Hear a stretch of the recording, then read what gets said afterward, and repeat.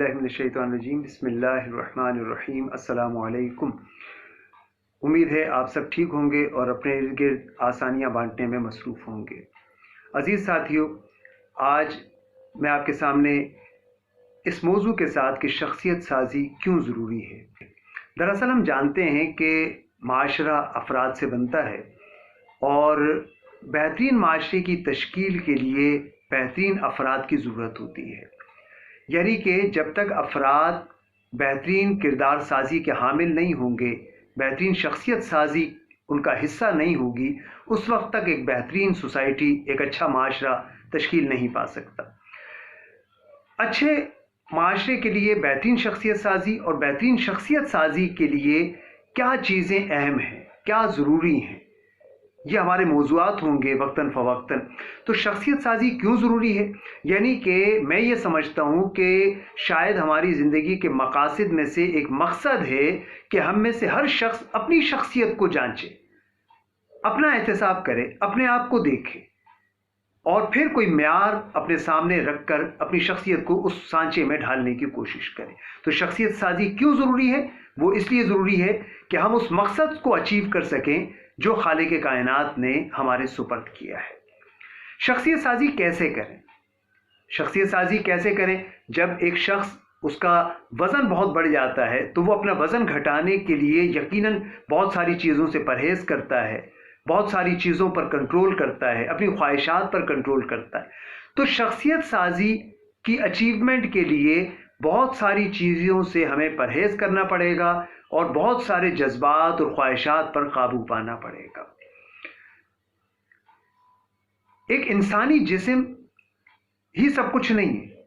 दुनिया में तमाम इंसानों को आप देखें तो उनके तकरीबन यही हैयत, यही जिसामत, यही दो हाथ, दो आंखें पाई जाती हैं, लेकिन हर शख्स दूसरे से मुख्तलिफ होता है।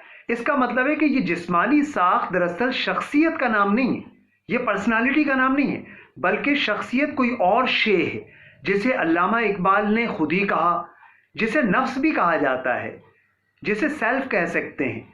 तो पर्सनालिटी कोई और शे है जो बातिन के अंदर गोया मौजूद है, उसका इजहार, उसको मंजर आम पे लाना, यह है हमारा मकसद और शख्सियत साजी का हिस्सा।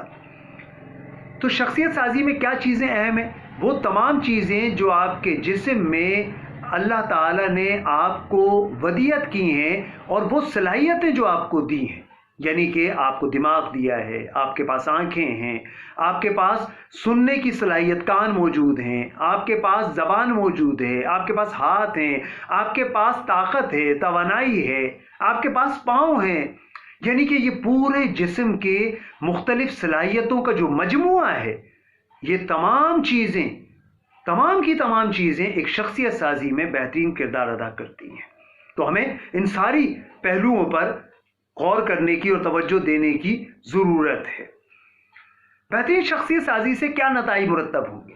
बेहतरीन शख्सियत साजी से दोहरे नताइज, दोहरी कामयाबियाँ हासिल होती हैं। एक तो इनफरादी तौर पे उसको कामयाबियाँ हासिल होंगी और दूसरा वो तमाम इंसानों के लिए माविन और मददगार बनता चला जाएगा। हम इस पर तफसीली गुफ्तगू इंशाअल्लाह वक्तन फ़वक्तन करेंगे।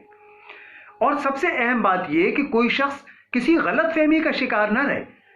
हर शख्स अगर ये समझे कि मेरी शख्सियत बेहतर है, दूसरा कहता है कि मेरी शख्सियत ज़्यादा अच्छी है, तो ये किसी गलत फहमी या खुशफहमी का शिकार होने की ज़रूरत नहीं, बल्कि एक बेहतरीन खारजी पैमाना, एक स्टैंडर्ड हमारे पास मौजूद होगा।